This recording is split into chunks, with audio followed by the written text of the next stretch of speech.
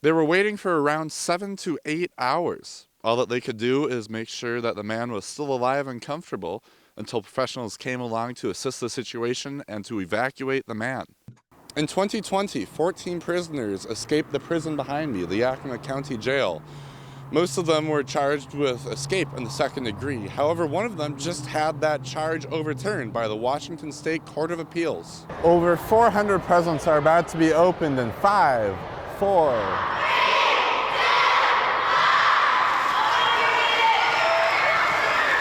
Thanks to local members of Congress, senators, along with local and state agencies.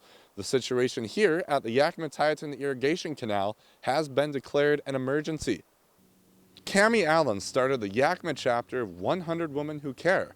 However, many of the members started noticing that a lot of attendees and organizations vying for the money came from outside of the Yakima city limits. These two grants provide hundreds of thousands of dollars for safe Yakima Valley, and they were only available for the next 2 hours until midnight in Washington, D.C. And since it's election day, the votes have been going into one of the red ballot boxes, much like the one John Franklin is standing by right now. John, what are voters deciding on tonight?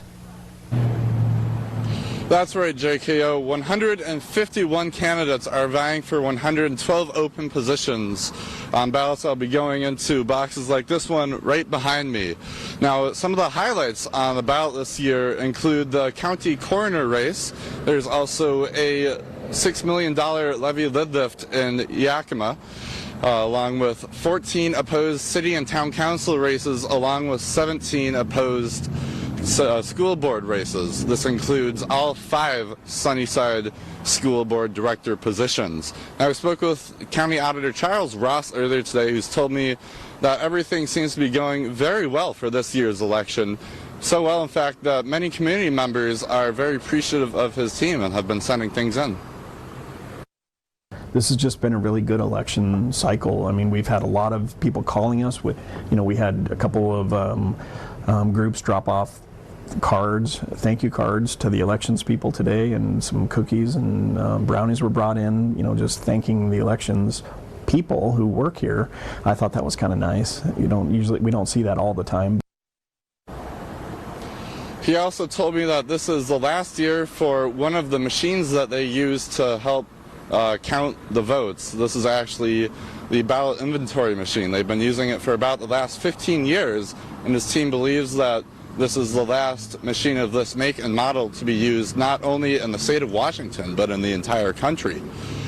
As of right now, though, as you can see, there's a steady stream of cars coming in to submit their ballots that will be counted and opened in the next couple of hours. Back to you in the studio, JKO. Thank you very much, John. And polls close at 8 p.m. KIMA Action News starts now. Good evening, and thank you for choosing KIMA Action News live at 6. I'm John Franklin, filling in for John Kennedy O'Connor. Coming up on Action News, as it's New Year's Eve, we take a look at some of the events that you can attend to celebrate the new year. The Yakima Valley Trolleys were on the tracks for the final time this year, and possibly ever. And the final show in the Capitol Theater's Best series is set to take the stage this weekend. The Washington State Patrol confirms that DUI emphasis patrols will be in effect throughout the area tonight for New Year's Eve. The WSP note that New Year's Eve sees an increase in impaired driving that can change lives and families forever. They remind all drivers that driving impaired doesn't just put the driver's life at risk, but it endangers every driver using Washington State roadways. They suggest designating a sober driver using public transportation and Ubers or taxis to save lives. Officers stress that if you see someone trying to drive when impaired, stop them at all costs. A reminder that the City of Yakima offices will be closed tomorrow in observance of the New Year's Day holiday. Business offices for the police and fire departments will be closed, but of course emergency services will remain available. And the municipal court will also be closed. Yakima Transit will not provide bus service on the holidays, and service will resume on January 2nd.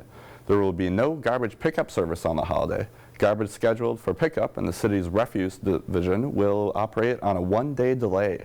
Lions Pool in the city's Harmon Center will be closed tomorrow as well. And with the New Year fast approaching, there are several events that you can partake in tonight to help bring in 2026. For those into karaoke, there will be a New Year's Eve karaoke at Rooted Yakima Valley from 6 to 9 p.m. tonight. That's at 26 North 1st Street here in Yakima. You can also attend the 2026 Boots and Bling New Year's Party, also starting tonight at 6. You can expect music, dinner, and dancing. For those also willing to travel a bit, you can go to the New York New Year's Eve Sparkle Party at Freehand Southers down in Wapato, where you can expect to see appetizers, dancing, and a sparkling wine toast as the New Year's Ball drops in New York at 9 p.m. here on the West Coast. Lastly, you can attend the New Year's event at Whistling Jack's out of Natchez, where you can secure lodging and dinner for the evening. You can find more information on these events online. And earlier tonight, we asked you what your New Year's resolutions are in 2026 in today's viewer poll. Well, here are the results. The majority of voters are saying no resolutions for 2026, with 46% of the votes cast. Thank you to everyone who voted in today's poll, and you can read viewers' comments on our Facebook page. Keep an eye out for future polls here on KIMA Action News. And freezing temps are set for us later tonight. How is the first day of 2026 looking, though? Mike McCabe is here with a look at your 7-day forecast. Mike?